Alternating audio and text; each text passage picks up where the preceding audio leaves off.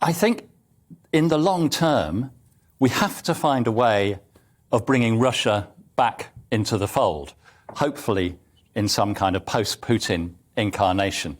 I mean, you have to admit that the West over the last 30 years or so, it has sent a lot of mixed messages to Russia. You know, on the one hand, back in the 90s, various Western leaders kept reassuring Russia, no, we're not going to expand NATO, we're going to keep NATO where it is.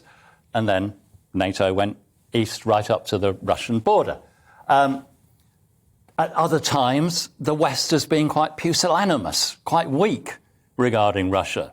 So when Russia went into Georgia, into Chechnya, into Crimea, you know, we sanctioned a few oligarchs, which was neither here nor there. So we sent out kind of mixed messages, and I think that led Putin to think that, OK, they won't do much if I go into Ukraine. So it's good that the West is taking a much firmer line, but it also has to hold out the prospect of Russia, as I say, coming back into the fold, becoming a European power. And I think that's particularly relevant in terms of looking at China and the West's relationship with China.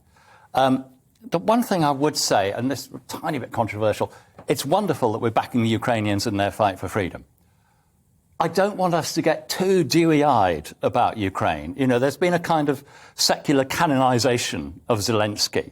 You know, he's being a great war leader. He's leading his people. That's marvelous. He's also just banned all the opposition political parties. Ukraine has its share of oligarchs as well. It's not a whiter-than-white regime. And so I think we need to just have a sense of proportion, while still, as I say, backing the Ukrainians to the hilt in fighting off Moscow.